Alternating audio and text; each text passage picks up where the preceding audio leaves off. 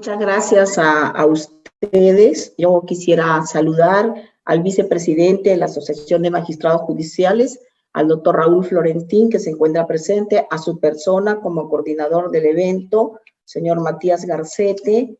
y especialmente también a mi amigo, el doctor José Waldir Servín, que como él dice, tuvimos la grata oportunidad de conocernos hace 2 años y esa amistad ha continuado y que me parece que es muy productiva, porque aparte de esas relaciones personales que se han iniciado, tanto con él como con su familia, y además las profesionales cada día sirven para poder estrechar esos lazos académicos, profesionales y personales que nos hacen ser mejores personas. Entonces, doctor Waldir, muchísimas gracias por la invitación. Cuando él me llamó, acepté de manera gustosa, más aún sabiendo que iba a ser una disertación para la Asociación de Magistrados Judiciales de Paraguay, un país al cual nosotros los peruanos queremos mucho y nos sentimos muy unidos. Bien, entonces yo lo que quería explicarles es que la exposición, como me ha dicho el doctor Waldir, que dispongo más o menos de 1 hora, hablaré del rol del Poder Judicial en un Estado constitucional de derecho, de una manera muy puntual, sobre todo el tema de las garantías fundamentales y de los derechos que como jueces debemos proteger. En segundo lugar, cuál era el tema, el estado de la cuestión en que estaba nuestro Poder Judicial hasta antes del 15 de marzo de 2020, en que el presidente de la República decretó el estado de emergencia en nuestro país, y luego la pospandemia en el estado de la nueva convivencia social que debemos afrontar todos los países y ver cuáles son las respuestas que se está dando por parte del sistema de justicia para enfrentar el tema de los procesos que deben de seguir llevándose a cabo, pero con garantías de los derechos fundamentales de las partes en general, no solamente de los imputados, sino también de las víctimas, cuyo rol ahora se reclama de una manera mucho más activa que como fue hace más o menos 30 años. Bien, entonces decirles que bajo esa lógica que se ha considerado para los puntos a tener en cuenta, decirles que el Estado peruano ha sido configurado por el Poder Constituyente como un Estado democrático de derecho. Y en ese sentido se proclama que nuestra república es democrática, social, independiente y soberana. Al ser un gobierno unitario, tenemos la facilidad de que no nos vamos a encontrar con procesos que van a tener que ser en temas regionales y federales, sino que va a ser un solo tipo de proceso por ser un gobierno unitario. Bien, otra idea que tendría que decirles a ustedes es que uno de los principales principios sobre los que se organiza el Estado peruano es el de la separación de poderes. Y en lo que corresponde a nuestro Poder Judicial, el artículo 138 de nuestra Constitución le da la difícil tarea de impartir justicia a través de sus órganos jerárquicos que se inician con la Corte Suprema como su vértice, hacia abajo la justicia de paz en su ancha base para definir los conflictos que nos pongan a consideración los ciudadanos. Y en el segundo párrafo del artículo 138 se nos da la potestad de ejercer un control judicial de constitucionalidad del mismo modo que se establece en la Constitución Federal de los Estados Unidos, un control difuso de constitucionalidad en la medida en que las normas que se tengan que tengan que ver en un proceso, nosotros debemos establecer si esa norma relevante para resolver la controversia no lesiona las disposiciones de la Constitución, porque de ser así tendríamos que inaplicarlas. Pero es necesario también decirles a ustedes de que frente al diseño de un poder judicial que lleva a cabo un control difuso de constitucionalidad en los casos concretos, también tenemos un tribunal constitucional que va a ver los casos que le lleguen respecto al control de normas. Y en ese sentido, las sentencias que emita nuestro Tribunal Constitucional tienen la calidad de cosa juzgada y producen sus efectos a partir del día siguiente en que la sentencia es la ley es declarada inconstitucional. Pero con la particularidad de que ellos también conocen en última y definitiva instancia procesos de amparo, de habeas corpus y de habeas data contra resoluciones judiciales, y en esa medida tener muy en cuenta que lo que diga nuestro Tribunal Constitucional en Perú finalmente termina vinculando a lo que expresen los jueces de la jurisdicción ordinaria en sus decisiones. Bien, entonces un pantallazo muy rápido acerca de cómo está diseñado nuestro sistema de impartición de justicia, poder judicial independiente con órganos jerarquizados a partir de la Corte Suprema hacia la justicia de paz, y por el otro lado, ejerciendo un control concentrado, el Tribunal Constitucional de Perú. Pero este sistema de impartición de justicia también está integrado por el Ministerio Público, por los defensores públicos, los procuradores públicos que defienden los intereses del Estado, porque al Ministerio Público se le da la defensa de la sociedad, y entonces ese grupo de órganos son los que integran lo que se llama el sistema de administración de justicia en Perú, dejando bien en claro que el Poder Judicial constituye un poder del Estado, como lo es el Poder Legislativo y el Poder Ejecutivo. Bien, entonces otro punto que tendríamos que abordar es como un corolario de todo lo que ya ha venido ocurriendo en un Estado constitucional. Los jueces en un Estado constitucional somos los primeros garantes de los derechos fundamentales. Y estos derechos fundamentales pueden ser de carácter explícito, con nombre propio, nominados en la Constitución, y también pueden ser los denominados derechos implícitos. Esos derechos implícitos recogieron la famosa fórmula del artículo 9 de la Constitución de los Estados Unidos de 1787, por medio de la cual, si algún derecho no estuviera consagrado con nombre propio, los jueces deben otorgarle su tutela en vía a la aplicación de principios, como es la forma republicana de gobierno, el principio de soberanía del pueblo, entre otros. Nuestra Constitución lo recoge en el artículo 3, conocida como la cláusula abierta o cláusula de derechos implícitos. Bien. Otro punto que también debemos mencionar para ubicarnos en el escenario de lo que es los juicios virtuales, digitales, ciberjuicios o por medios telemáticos con las garantías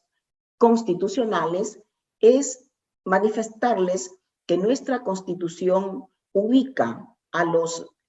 derechos de los justiciables quizás de un modo asistemático, porque lo coloca dentro del rubro del Poder Judicial bajo la denominación de principios y derechos de la función jurisdiccional. Y vemos un largo listado de derechos en el artículo 139 de nuestra Constitución Política. Pero además encontramos en el artículo 2 derechos de los justiciables que se hacen valer ante los tribunales de justicia. Por lo tanto, cuando se llevaba a cabo el proceso de reforma constitucional en Perú, pero que quedó trunco porque se quiso reformar la Constitución vigente, que es de 1993, estos principios y derechos de la función jurisdiccional que se encuentran en el artículo 139 y que son 22 incisos y muy largos,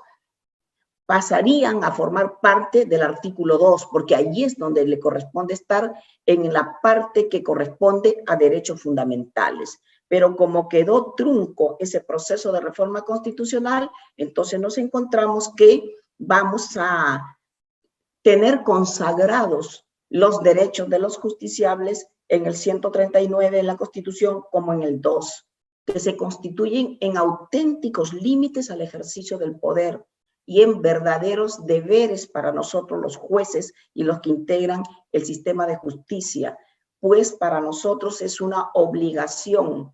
ética y además una obligación legal, porque es un mandato constitucional y convencional el respetar los derechos de los justiciables. Bien,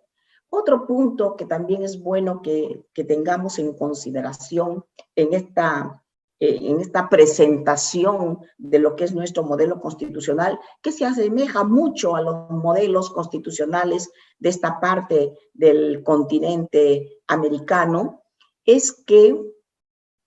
los derechos y garantías procesales que se han consagrado en el 139 se extienden a todos los procesos y, por supuesto, con mayor énfasis en el proceso penal, porque es en el proceso penal donde se ejerce el jus puniendi del Estado con mayor rigor y después en el ámbito administrativo sancionador. Y es por eso que es muy importante para nosotros los jueces tener en consideración que bajo el modelo que hemos optado casi todos los países de América del Sur, de haber suscrito la Convención Americana de Derechos Humanos o el Pacto Internacional de Derechos Civiles y Políticos, entender que en esos dos instrumentos internacionales se encuentran recogidos garantías fundamentales que se tienen que hacer valer en el proceso penal. Y por eso, el debido proceso legal, con su gran cantidad de derechos en el artículo 8 de la Convención Americana, es una gran pauta a seguir, al igual que la integridad personal, que está prevista en el artículo 5, donde habla sobre la función de la pena y la situación de los privados de libertad, todas las reglas referidas a la libertad personal previstas en el artículo 7, como lo es el artículo 9, que establece la legalidad y retroactividad penal benigna. Y sabemos nosotros que estas disposiciones que se hacen valer en el campo del proceso penal, que fueron en su momento establecidas en su primer párrafo del 8 para todos los justiciables, pero a partir de la segunda parte para la persona imputada de la comisión de un delito, la jurisprudencia tanto del Comité de Derechos Humanos como de la Corte Interamericana de Derechos Humanos ha manifestado que se hacen valer no solamente para las personas acusadas o imputadas de la comisión de un delito, sino para todas las personas, especialmente para las víctimas en el nuevo rol que les corresponde dentro del proceso penal.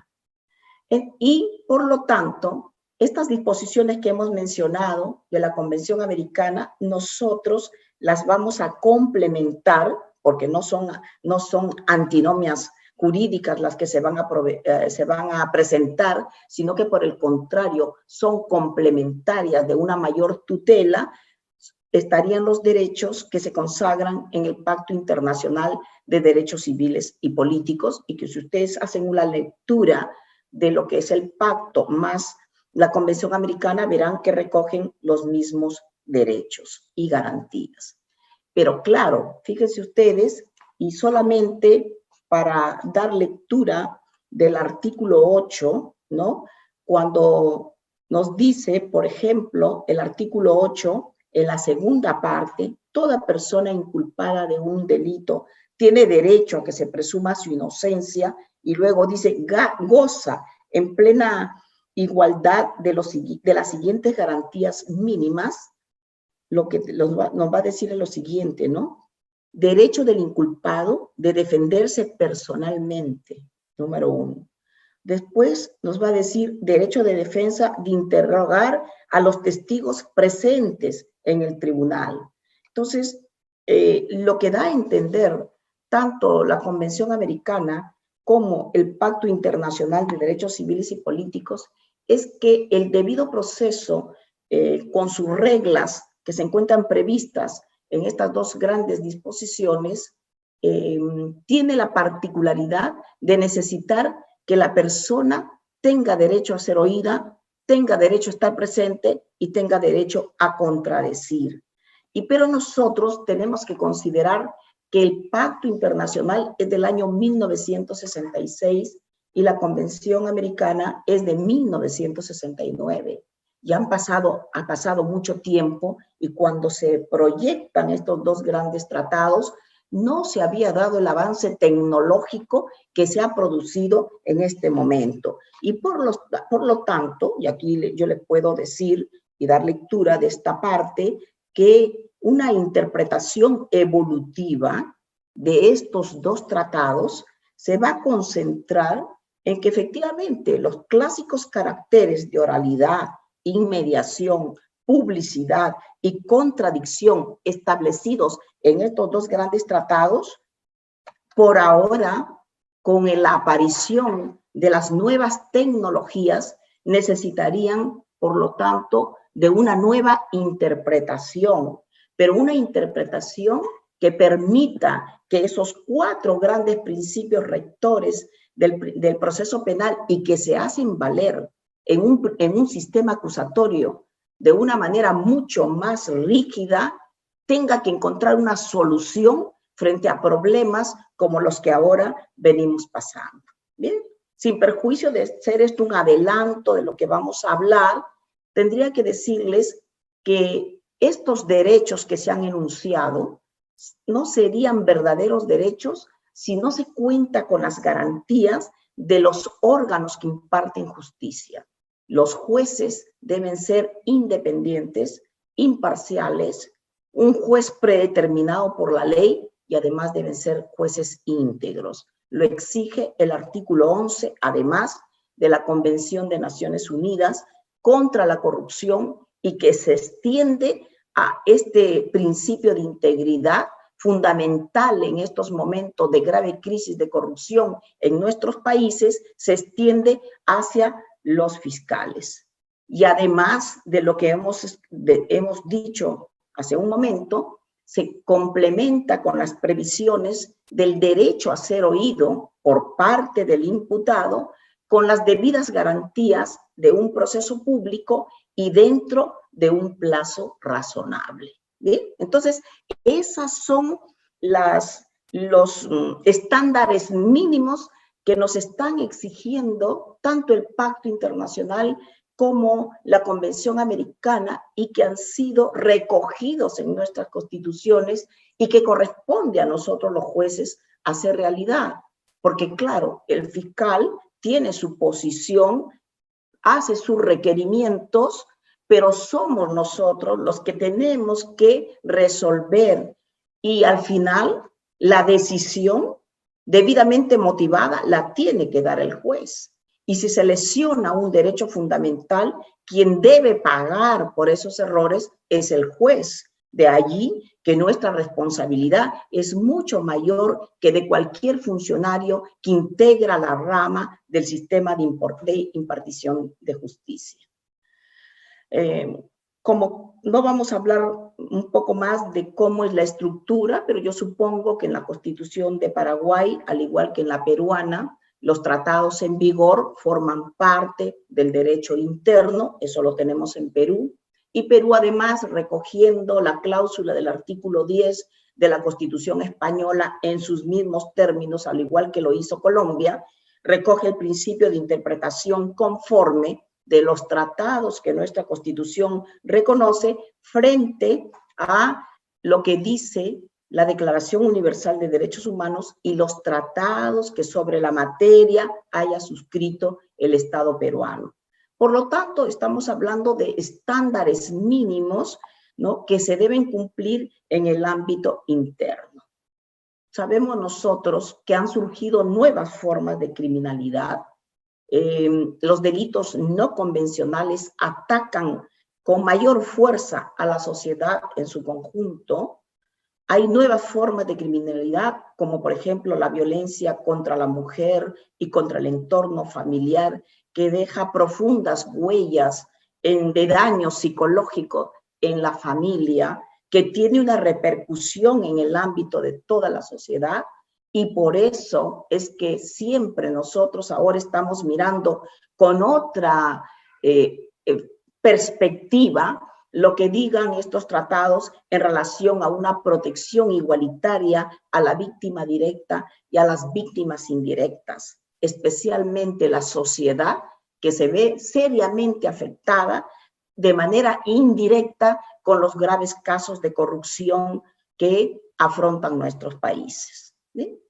También tenemos claro los problemas endémicos que sufren nuestros países. En el caso peruano es evidente, a pesar de ser un país que estaba presto a ser incluido como un país en vía de desarrollo,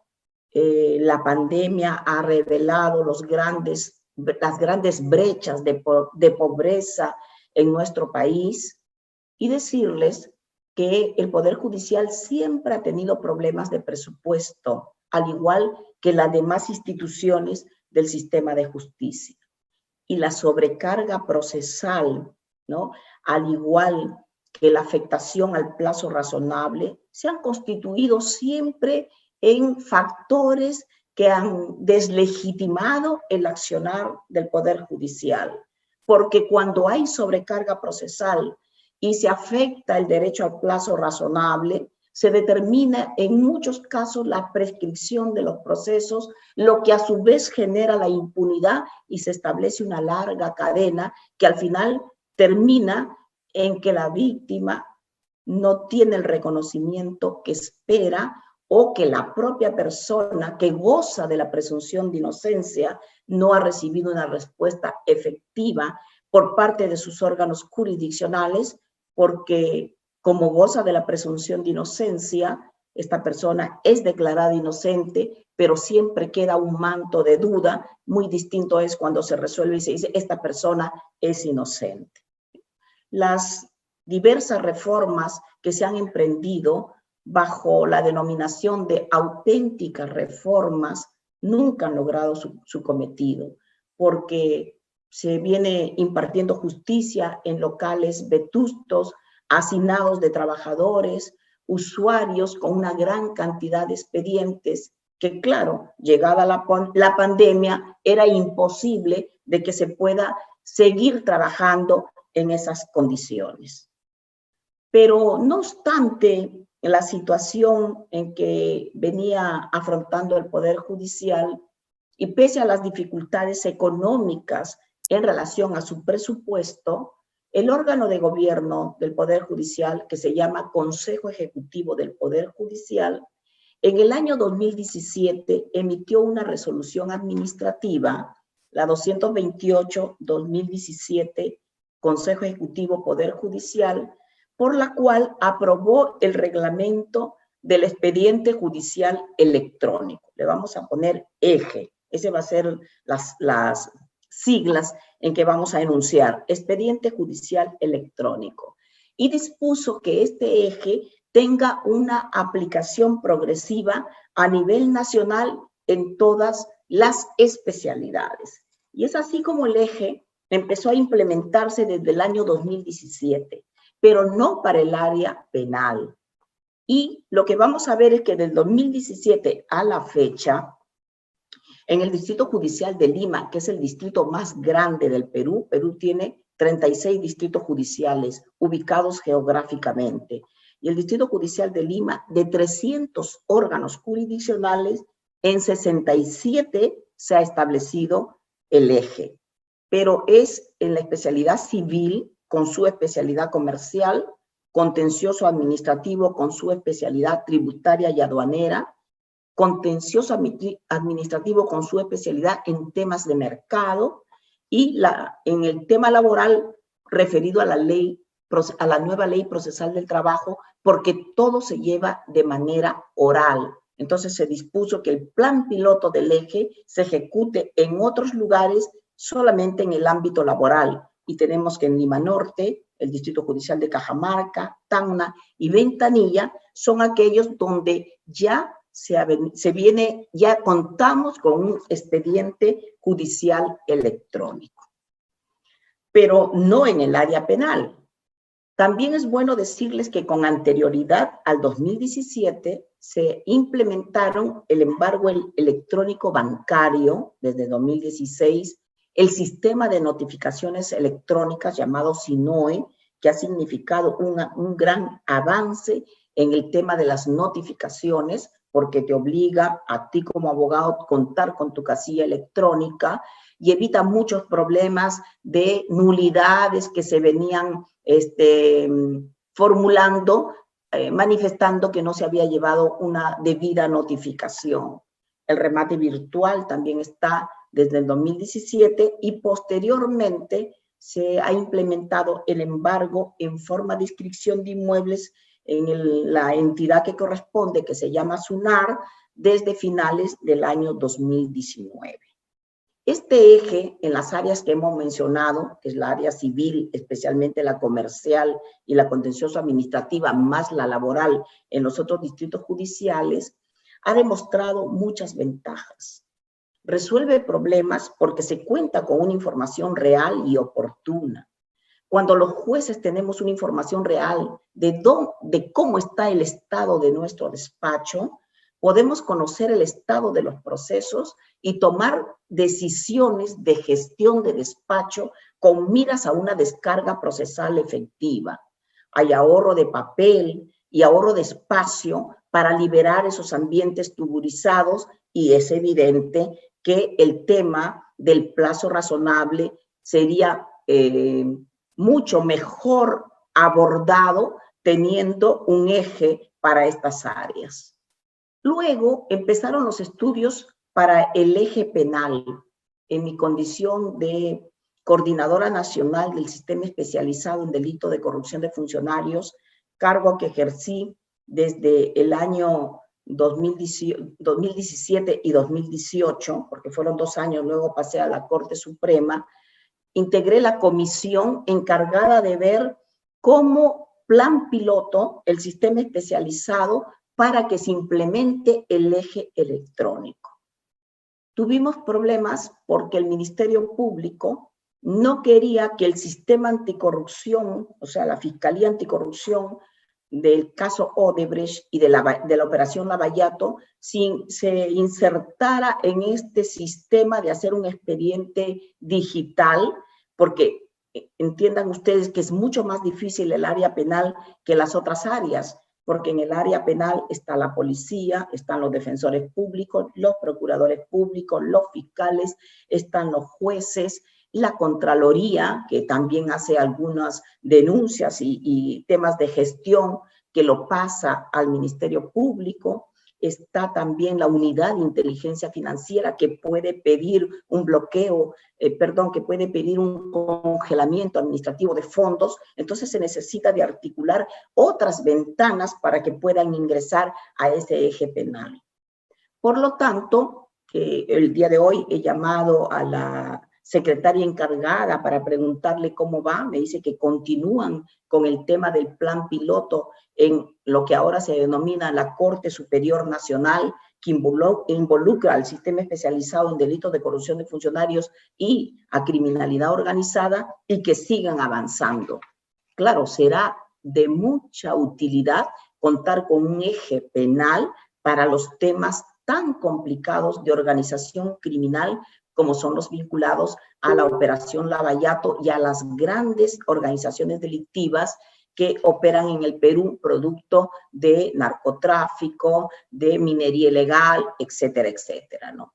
Pero en materia procesal penal, lo que teníamos era que se digitalizaban los escritos y los requerimientos fiscales y la firma electrónica, además de un sistema integrado judicial. Pero era necesario cambiar la mentalidad de algunos actores del sistema. Por ejemplo, en un caso famoso que se conoce en Perú, que se llama los cuellos blancos del puerto, el requerimiento de prisión preventiva contra 15 imputados tenía 5.800 folios. Pedirle al Ministerio Público, como dice el Código Procesal Penal, que presente por cada imputado la carpeta que corresponda, implicaba 92.000 folios, más de 92.000 folios. Por lo tanto, se llegó a un acuerdo entre la Fiscalía con el Poder Judicial, es un pedido de la Fiscalía con el Poder Judicial y con los abogados, para que el requerimiento más todas las pruebas que estaban digitalizadas se presente en un UCB. y podía caber perfectamente en el soporte electrónico. De esa manera, miren ustedes, es muy importante que también los abogados se inmiscuyan en esta tarea y prestemos todos colaboración para que este expediente judicial electrónico vaya avanzando. Bueno, ese era el escenario, un escenario de que existían 66 órganos, ya les dije,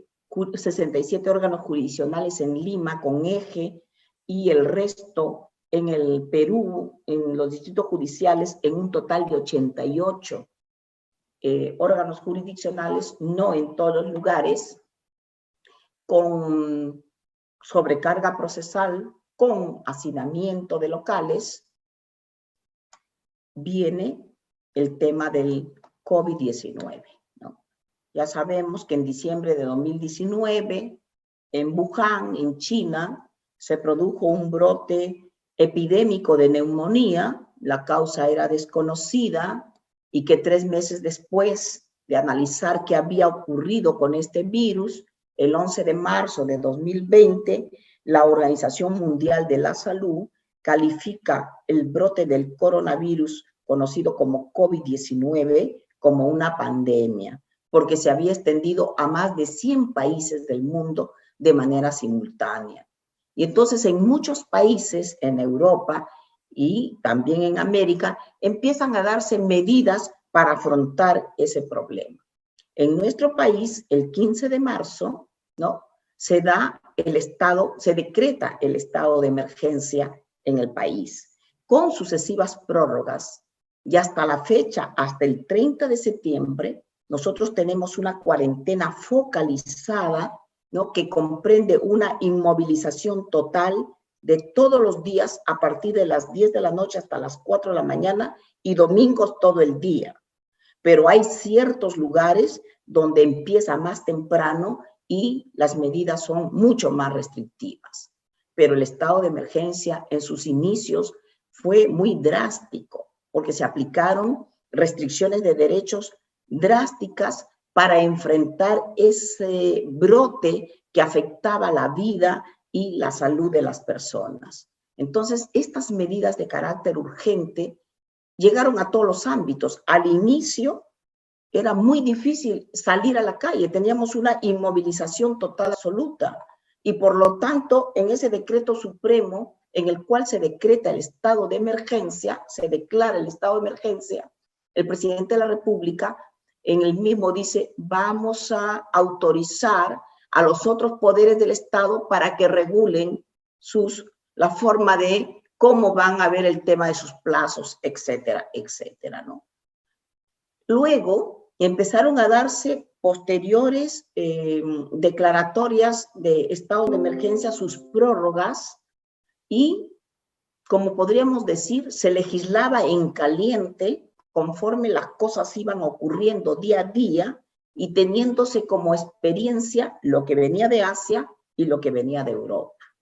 Y por eso es que las medidas en el sistema de justicia fueron muy similares en los distintos países de nuestro entorno. Y si ustedes quieren más o menos averiguar sobre este tema, hay un reporte del CEJA de mayo del 2020 donde habla del estado de la justicia en América Latina bajo el COVID-19, medidas generales adoptadas y uso de TICs en procesos judiciales. Y cuando uno empieza a leer el informe, se da cuenta que en Argentina, que en Brasil, Bolivia, etcétera, y supongo que también en Paraguay, se dieron las mismas medidas en torno a lo que es el sistema de justicia y seguramente en el torno laboral, económico, etcétera, en los diversos ámbitos de nuestra vida social. Entonces, lo primero que se hizo, por ejemplo, es que el Consejo Ejecutivo del Poder Judicial determinó la suspensión de la normal prestación del servicio judicial. Por supuesto, si no nos permitían salir más que a realizar determinadas funciones que eran de emergencia, nosotros no podíamos tampoco movilizarnos, igual los abogados, igual los fiscales, igual los litigantes. Se suspendieron los plazos judiciales porque no podía seguir trabajándose en esas condiciones. En el decreto que dicta, en la resolución administrativa que dicta el Consejo Ejecutivo, se dispone la atención de causas urgentes. En materia penal, se ven las cuestiones vinculadas a privación de libertad, al tema de las extradiciones, en materia de familia, violencia doméstica e intrafamiliar, en la materia penal también los delitos flagrantes, en materia constitucional, recibir demandas de habeas corpus y amparo, también se ve el tema de los endosos de los alimentos y nada más. Y como iban pasando los días y los estados de emergencia se iban prorrogando, y había una exigencia de poder atender a la población que requería de justicia, se dispuso también la realización de audiencias virtuales. Y a su vez se dispuso la suspensión de las audiencias presenciales. También la restricción de atención al público, porque si no están las personas, no podían atender al público, porque se instauró el teletrabajo. Entonces, en las casas, nosotros hacíamos el trabajo, ¿no? Y bueno, ya se imaginan ustedes que eso ha generado problemas y se tuvo que dar una resolución administrativa que permita el retiro de los expedientes físicos por parte de los jueces para que puedan ir estudiando sus expedientes y avanzando las resoluciones que no pudieron terminar porque llegó el tema del coronavirus, del COVID-19. Decirles que en las salas penales de la Corte Suprema, hasta antes de la pandemia, se tiene un sistema integrado judicial que permite el seguimiento de los expedientes. Y a partir de enero de este año, por labor, tenemos que reconocer de un juez supremo, el doctor César San Martín, que está muy pendiente de que estos temas caminen para lograr de que los expedientes fluyan en las salas penales de la Corte Suprema, que son 2, a partir de enero se implementó la firma electrónica, cuyo uso ha demostrado su alta potencialidad para el avance de los procesos, porque las firmas físicas demoran mucho. Cuando se inicia el estado de emergencia, les voy a hablar en primer lugar de la Corte Suprema, las salas penales y luego de los otros órganos a nivel nacional. Cuando se inicia el estado de emergencia, solo funciona una sala penal suprema y veía extradiciones, detenciones, ¿no? Pero luego inician su trabajo ambas salas y también las salas supremas de las otras especialidades, civil y constitucional y social. Las 2 salas penales inicialmente convocaban audiencias para vistas de causa en que solamente, sin escuchar a los abogados, se calificaban quejas, casaciones, demandas de revisión. Pero luego vieron la necesidad de ampliar a los recursos de nulidad y las casaciones de fondo, en la que ya se escucha a los abogados y a los fiscales. Claro, ustedes entenderán que mayor problema no existe en la Corte Suprema, donde se van los abogados y los fiscales supremos o los procuradores públicos a informar. El problema está en los órganos de menor jerarquía, donde se van a llevar a cabo las audiencias que requieren de la presencia de las partes. Pero no obstante lo que estamos hablando, se advirtieron problemas de conectividad, se advierten hasta la fecha, porque a veces los abogados no tienen un sistema, o los fiscales, de computadora o de ancho de banda que permita una buena conectividad.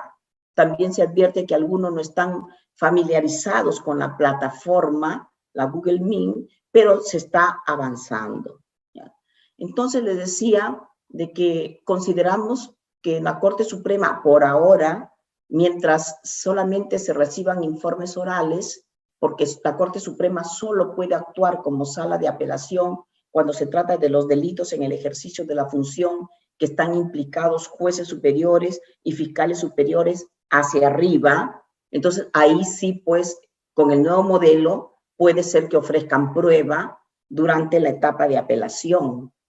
O los jueces supremos que conocen los juicios van a tener que llevar a cabo un proceso, un juicio que sea contradictorio, que tenga publicidad, que se lleve a cabo el principio de oralidad y todas las garantías que establece un juicio oral, ¿no?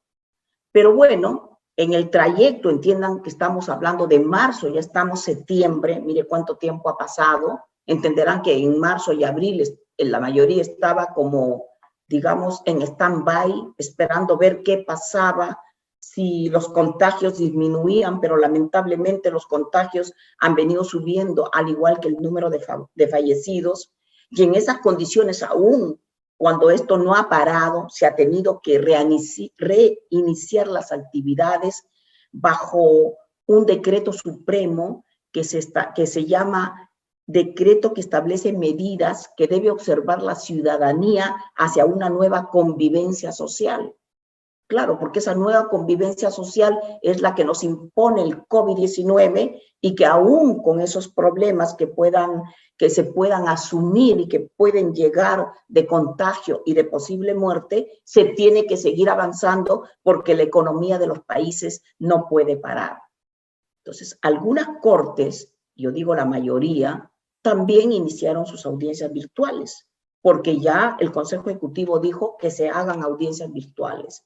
Uso de plataforma Google House Meet, que es el nombre con que se le conoce, pero que no es propia del Poder Judicial, sino que es alquilada, pero que permite que se comuniquen los abogados y litigantes con los jueces, así como con los administradores de los módulos básicos de justicia y los módulos corporativos de las Cortes Superiores, ¿no? Bueno, se han venido llevando a cabo las audiencias y el COVID también ha motivado que la mesa de partes electrónica, que fue diseñada solamente para el eje, para el expediente judicial electrónico, se aperture, ¿no?, para los expedientes físicos. Entonces, por resolución administrativa también del Consejo Ejecutivo, se habilitó las mesas de parte virtuales en diversas materias, incluida la penal, para que las personas puedan presentar sus escritos, ya que no pueden constituirse a las sedes judiciales. Claro, y la pregunta que nos podemos hacer es, ¿con este sistema implementado se afectan las garantías del proceso penal con las audiencias virtuales? Para dar respuesta a esta pregunta, tendríamos que considerar que así como la Convención Americana y el Pacto respondieron a una época de 1966 y 1969, donde no había el gran desarrollo tecnológico, cuando se da el Código Procesal Penal de 2004, por supuesto que ya había desarrollos tecnológicos, pero aún así incipientes en el caso de Perú, porque en el 2004 el Código Procesal Penal entra en vigencia de manera progresiva en el 2006, pero el eje se empieza a implementar en el año 2017. Y este código tiene determinadas reglas, por ejemplo, el 119 que habla de audiencia, donde dice que la presencia física del imputado es obligatoria en la audiencia de juicio. Excepcionalmente, a pedido del fiscal, del imputado o por disposición del juez, podrá utilizarse el método de videoconferencia. El 169, testigos residentes fuera del lugar o en el extranjero. Dice, si no es posible que este testigo concurra, se puede disponer su declaración por exhorto. Y de ser posible y con preferencia, se utiliza el medio tecnológico más apropiado como la videoconferencia o filmación de su declaración. Y entonces empezamos a ver distintos artículos del código y especialmente vamos al juzgamiento, que es la etapa estelar del proceso. Porque claro, cuando veamos de qué manera se afectan las garantías, tenemos que tener en consideración que en un proceso de corte acusatorio, el fiscal lleva a cabo la búsqueda de pruebas, ¿no?, la búsqueda de evidencias, pero ahora con el sistema de audiencias siempre se requiere la intervención del juez de garantías o juez de investigación preparatoria. Y en esas audiencias, de acuerdo a lo que dice la norma, siempre tendrá derecho a la última palabra la persona que sufre la restricción del derecho. Claro, eso es un tema que se tiene que ver, cómo la Fiscalía va a llevar a cabo esas investigaciones, pero además la etapa estelar, que es la etapa de juicio oral, dice que también que las declaraciones, si se trata de personas enfermas, ¿no?, de un testigo o de un perito, que se considera trascendental su declaración, el juez va a su domicilio, pide la inmediación del juez respecto del testigo y el perito, y que las declaraciones, ¿no?, se tomarán de forma literal, sin perjuicio de filmarse o grabarse, y de ser posible, el juez utilizará el método de videoconferencia. Después también tenemos otra, audiencia especial para testigos y peritos que no pueden acudir a la sala por un impedimento justificado, serán examinados en el lugar donde se hallen por el juez. La inmediación del juez es relevante. Y si se encuentran en lugar distinto al del juicio, el juez se traslada hasta el mismo lugar o emplea el sistema de videoconferencia. ¿Bien? Entonces, por lo que estamos viendo, ¿no?, la videoconferencia está regulada, pero para determinados supuestos que se establecen en el Código Procesal Penal. La jurisprudencia ha establecido, ¿no?, de que, por ejemplo, el Tribunal Constitucional peruano ha dado una sentencia, la 2738-2014, un proceso de habeas corpus, donde establece que la videoconferencia no lesionaría los principios de inmediación, contradicción, etcétera, ¿no? También, más o menos en la misma idea, el recurso de nulidad del año 2016 por parte de la Corte Suprema y la Directiva 2-2018 del Consejo Ejecutivo del Poder Judicial. ¿Bien?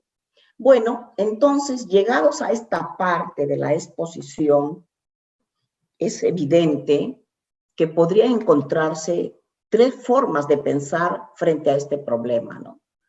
Aquellas personas que consideren que no, que es necesaria la presencia del imputado, de los testigos y los peritos para poder llevar a cabo un juicio con todas las garantías, conforme a los cánones impuestos en la Constitución y en los tratados de derechos humanos, bajo una perspectiva, como ya les dije, de que la persona tiene derecho a estar presente, a ser oído, a interrogar su defensa, a interrogar a las partes. Otra posición puede decir que no, que el juicio virtual brinda tantas garantías como lo estaría la persona presente en el lugar de los hechos, en el entendido de que no hay mejor evidencia que una grabación, que un video, que se puede reproducir las veces que quiera y que se puede ver todo lo que se quiera con la tecnología que ha avanzado muchísimo. Pero también puede haber otra tercera corriente que establezca que, bueno, podemos admitir los expedientes judiciales electrónicos, podríamos admitir determinadas actuaciones, pero siempre logrando un equilibrio entre la eficiencia y garantía para lograr la verdad de los procesos. Habría que ver cómo nos afiliamos, pero para esos puntos lo que tendría que decirles es que respecto de la publicidad, que es una garantía establecida en el artículo 14 del pacto y en el 8 de la Convención Americana, en nuestro país el 139.4, referente a los procesos contra los funcionarios públicos, nos dice que esos procesos siempre son públicos, ¿no? O sea que, de todas maneras, los casos vinculados a los grandes casos de corrupción, o aunque sea de una corrupción administrativa de menor monta a lo que puede ser una organización criminal, tienen que ser procesos públicos. Bueno, y la publicidad es una norma que está en distintos artículos del Código Procesal Penal para todos los procesos. Desde que hay una audiencia, se instaura la oralidad y la publicidad. Estoy hablando del mandato constitucional, pero el código le da mucho más garantías para los procesos públicos de toda naturaleza. Contamos con un canal de Justicia TV del Poder Judicial que transmite las audiencias de los casos que le llaman, entre comillas, emblemáticos. Pero creemos que la publicidad no se enerva demasiado con los juicios virtuales, ¿no? No obstante que participan solamente las partes, no toda la población, porque es muy difícil entrar en un aula virtual todos los que quieran entrar. Lo demás lo siguen por Facebook. Entonces, muchas cortes judiciales, muchos distritos judiciales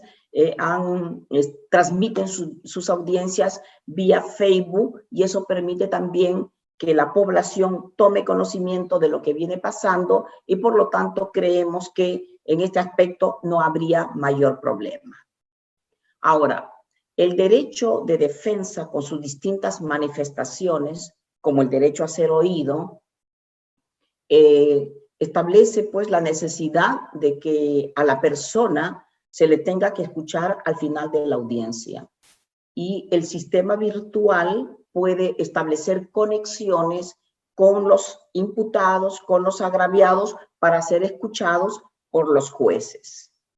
La conferencia entre el abogado y acusado, que dicen los pactos tener el tiempo suficiente para poder llevar a cabo la actuación de la prueba, ver cómo van a armar su estrategia, ellos podrían conferenciar en reserva, e incluso se les puede dar un tiempo para que puedan comunicarse de otras maneras, que puede ser un WhatsApp, un teléfono, para poder llevar a cabo las audiencias correspondientes, y de ser el caso que se lleve a cabo un acuerdo de terminación anticipada o una conclusión anticipada, tendría que existirse una intercomunicación entre el fiscal y el actor civil para efectos de la pena y de la reparación civil y con el imputado. Y ahí se tendría que ver un sistema que permita que de manera virtual estas partes puedan establecer sus comunicaciones. En cuanto a la revisión del expediente, lo ideal y lo que ahora se tiene que hacer tanto en el Poder Judicial como en el Ministerio Público es la digitalización de la carpeta fiscal y del expediente judicial, como una manera de que el abogado pueda tener acceso a la documentación que requiere para el ejercicio de su función. El tema fuerte es el tema del derecho de contradicción, porque si estamos hablando ya sobre todo del juicio oral, el tema del control de la prueba es fundamental, y el tema también del derecho del imputado a contrainterrogar o a interrogar también a los testigos y peritos. Entonces ahí podría haber problemas en relación a lo que se presente en el momento del juicio. Y lo ideal sería establecer ya mecanismos, porque ya las cosas también, ya se sabe cómo se enfrenta al COVID-19. El COVID-19 se puede enfrentar con el aislamiento social. Entonces se tendrán que establecer salas de audiencias donde se pueda permitir que el abogado esté a 2 metros y medio de su patrocinado y puede estar presente, al igual que el perito y el órgano jurisdiccional. En el caso de Lima, en los casos grandes que se están viendo, los jueces de lo que es el sistema de corrupción de funcionarios, en los casos grandes, porque hay casos muy grandes, están participando de manera presencial, pero guardando el distanciamiento social. Los casos pequeños seguramente serán de otra manera, pero siempre habrá que ver mecanismos de ahora en adelante, pensar en mecanismos que permita que el abogado esté con su patrocinado y que permita también la fiabilidad de los testimonios que dicen los testigos o de lo que puedan decir los peritos. Ahora, el principio de inmediación, ¿no? Ahora los jueces están en lugares distintos a donde están los peritos, están los testigos o donde está el propio imputado. Tendrá que valorar el órgano jurisdiccional en atención al caso en particular y establecer una ponderación de los derechos que se vienen a poner en conflicto, ¿no? Por un lado, un efectivo debido proceso con las garantías del proceso penal y por otro lado, la salud y la vida de imputados, testigos y peritos. Pero como yo les digo, parece que la situación, así como ya saben los médicos cómo enfrentar el tema del coronavirus, también los jueces y los fiscales y los abogados ya saben más o menos las reservas que tienen que tener para no contagiarse de este virus. Decirles que en los casos graves, España tiene una norma que dice que si la pena supera los 10 años, necesariamente tiene que ser juicios presenciales. Yo pienso que en los casos donde hay cadenas perpetuas, necesariamente también los juicios deberán ser presenciales. Ahora, en el tema de lo que es la identificación de los testigos, ¿no? Y para efectos de sustitución o suplantación, también es necesario que previo al inicio de la audiencia se tienen que establecer medidas necesarias para asegurar la identidad real de los sujetos procesales. Yo no encuentro mayor problema en los casos en que un testigo tenga que concurrir al local del propio Poder Judicial y ser identificado por el secretario y poder brindar su declaración, así sea a través de un medio virtual. Entender también que la inmediación ahora en relación a la forma en que las víctimas o los testigos o los peritos declaran o el propio imputado tiene que ver no solamente con una prueba, sino que el proceso se va a basar en un conjunto de pruebas que se van a valorar de forma individual y de forma colectiva. Son 17:21, 17:25 terminaba mi intervención, ya me falta poco. El tema del registro de audiencia. Para mí, personalmente, es mucho más seguro un registro de audiencia virtual que lo que el secretario o el asistente pueda hacer un resumen, porque ese resumen de repente no contiene lo fundamental de la declaración, ya sea del imputado, de la víctima, del testigo o de un perito, o de un debate que se haya llevado a cabo. En cambio, tener un registro es mucho más importante. Por lo tanto, creo que concluida la audiencia, y como viene llevándose a cabo en varios distritos judiciales, las partes llevan su UCB y ese UCB es donde se graba la información. Y entiendo que debe dársele un plazo de 24 horas para que los abogados y los demás sujetos procesales que no han efectuado observaciones a esa acta virtual, porque se ha llevado a cabo en ese contexto, el acta pueda quedar convalidada. En otros países, como es en el caso de Brasil, ya saben ustedes que tienen su expediente judicial electrónico bien avanzado, ahí se les da un plazo para que entonces puedan hacer observaciones al acta, ¿no? Y a mí me parece que esa acta va a contener con mayor fidelidad lo que ha ocurrido en la audiencia. Ahora, hay que considerar también que el acceso a la justicia es un derecho fundamental y que en países pobres no necesariamente todas las partes tendrán los medios económicos para poder conectarse a Internet. Y por lo tanto, en esas situaciones hay que ver cómo el Poder Judicial o el Ministerio Público o los respectivos colegios de abogados facilitan el acceso a la justicia a través de estos medios electrónicos, telemáticos, ¿no? Por ejemplo, en Puerto Rico nos llamó la atención que en el caso de víctimas que no puedan acceder a estos entornos virtuales, se les permita que en la propia institución judicial se tengan computadoras para que ellos puedan acceder a esos servicios. Ahora, la calidad del Internet, hay que preocuparse de que esa calidad sea lo suficientemente adecuada para que la conectividad llegue de manera adecuada y no ocurra lo que está pasando en estos momentos en que a veces se está escuchando al abogado en las audiencias ante la Corte Suprema y se congela la imagen. O de repente el sistema agarra y te arroja del aula virtual y tienes que demorarte unos 3, 4 minutos para volver a ingresar y se tiene que volver a retomar la situación que se había llevado a cabo. Creo que la pandemia es una situación muy complicada en todos los países, pero también creo que el tema del uso de las tecnologías es algo que ya no tiene marcha atrás.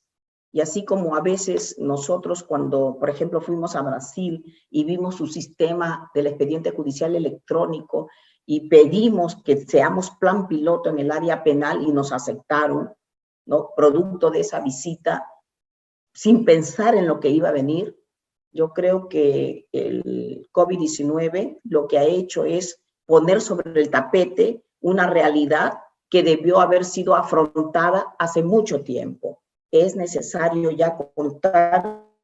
con un tipo de justicia distinta a la que hemos venido. Que sea una justicia virtual, más ágil, más transparente, porque la transparencia es algo fundamental en un Estado democrático y garantía de todos frente a los jueces que tienen que rendir cuenta de sus actos y de la forma en que emiten sus decisiones, es fundamental,